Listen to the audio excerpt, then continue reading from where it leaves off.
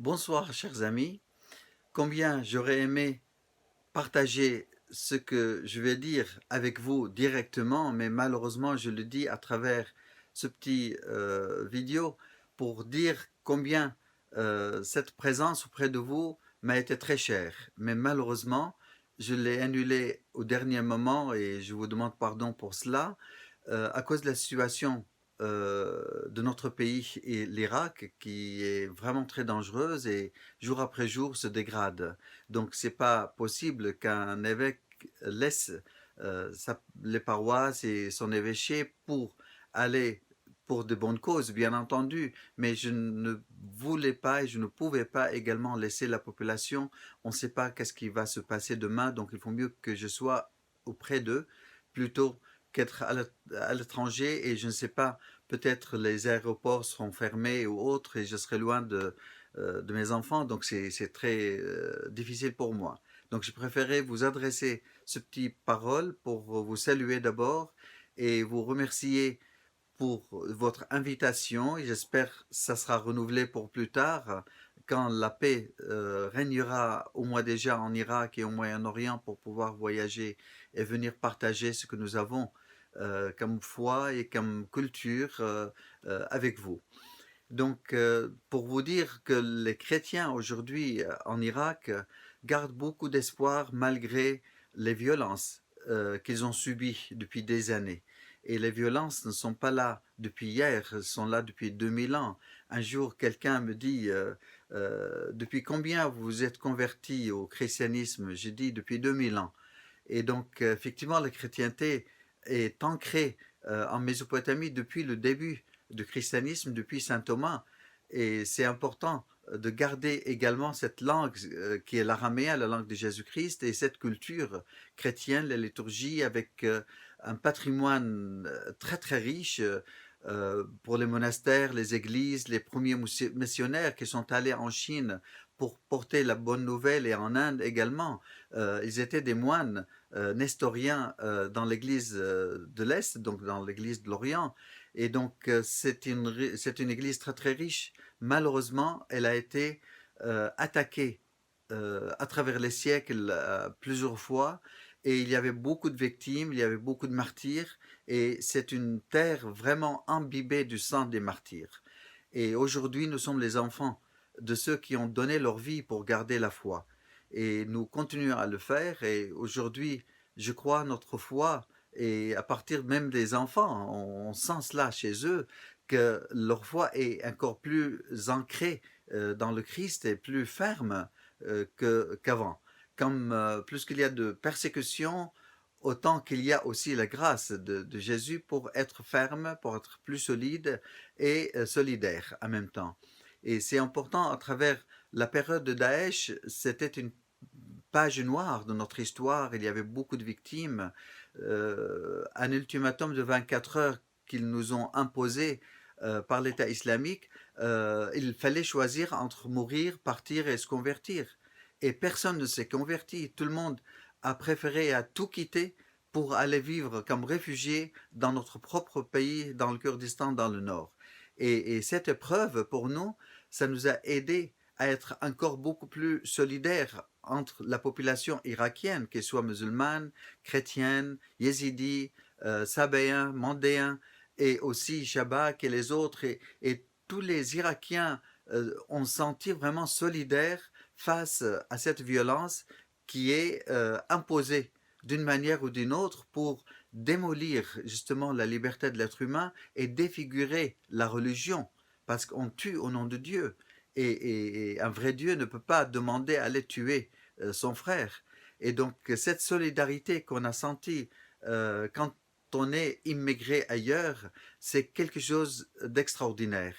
Et en même temps, on a découvert que le langage de l'être humain, et que nous sommes humains avant d'être chrétiens ou musulmans ou juifs ou athées. Donc c'est important aujourd'hui de travailler sur l'humanité, sur la citoyenneté, que nous sommes des frères dans le sang. Et c'est par l'éducation qu'on peut combattre justement la violence. Parce que l'obscurantisme, c'est un défaut de l'humanité Et c'est pas possible de rester ignorant. Et c'est dans l'ignorance qu'on essaie de tuer son frère, éliminer la présence de l'autre. Donc aujourd'hui, on essaye depuis l'enfance à les aider dans les écoles, dans les primaires ou secondaires ou même les universitaires. On fait des conférences, des retraites, des rencontres pour leur dire qu'aujourd'hui, il y a quelque chose qui nous réunit ensemble, c'est l'être humain. Et l'avenir de l'humanité en même temps dépend de nous. Donc il ne faut pas qu'au nom de Dieu s'entretue. C'est important aujourd'hui de chercher la culture.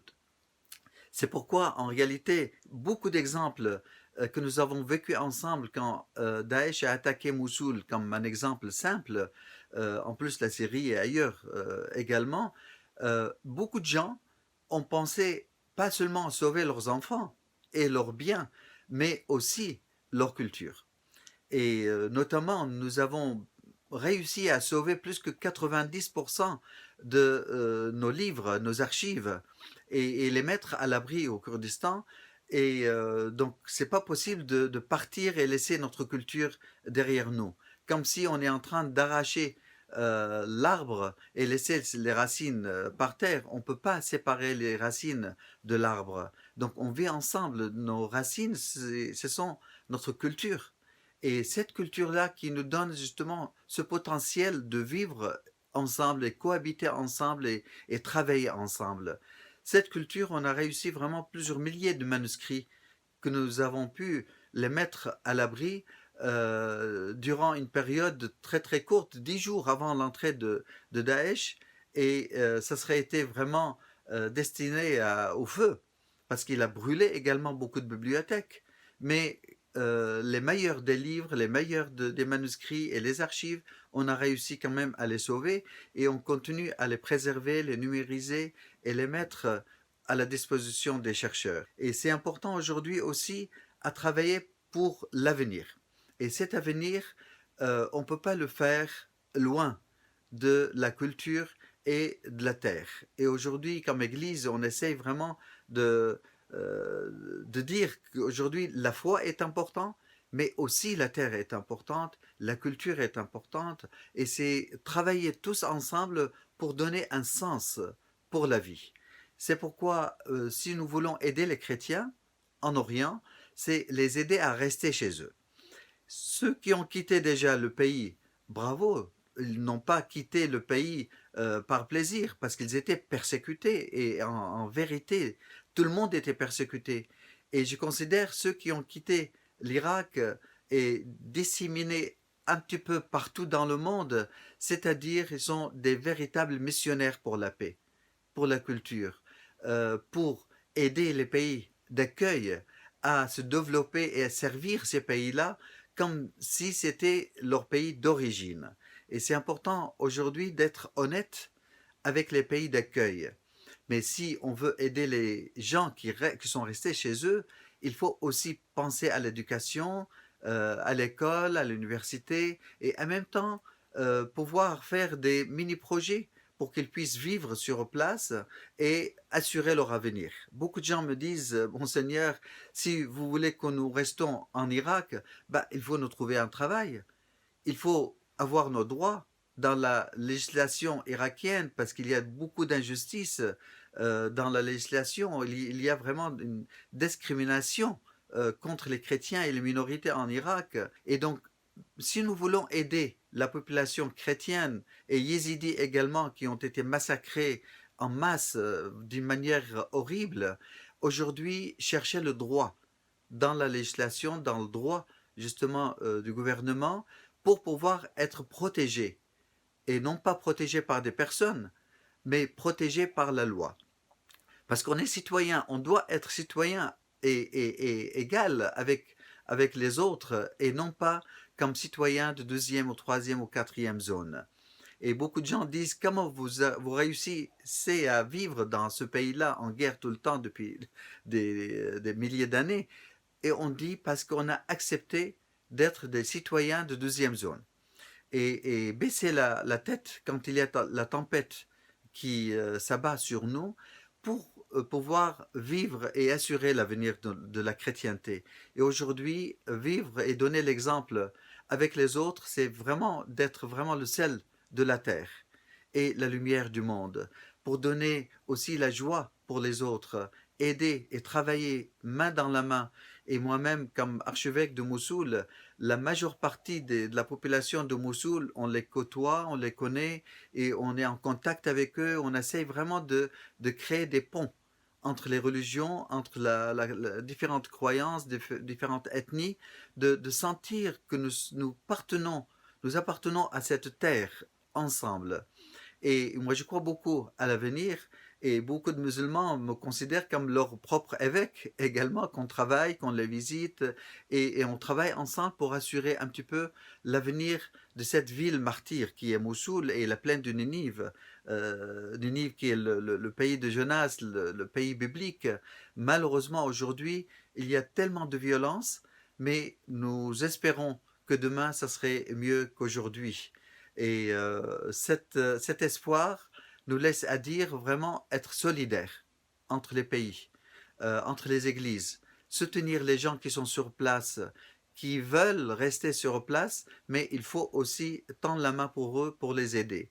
Nous vous remercions et je vous remercie de fond du cœur et en vous souhaitant vraiment une foi et une joie dans le cœur qui peut exprimer un petit peu cette solidarité et cet amour et cette amitié entre les peuples. Merci beaucoup. Najib Michael, OP, je suis dominicain, archevêque de Mossoul et de Accra.